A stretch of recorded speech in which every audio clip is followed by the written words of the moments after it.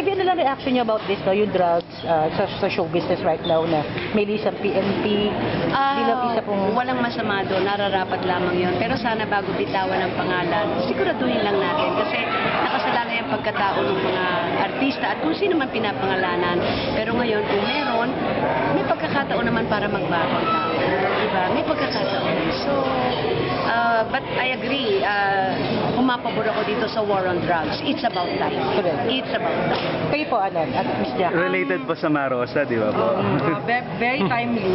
Pero wala po tayo sa posisyon, katulad ng Miss Congresswoman, na magsalita tungkol sa mga bagay na yan. Pero definitely, we are anti-drugs.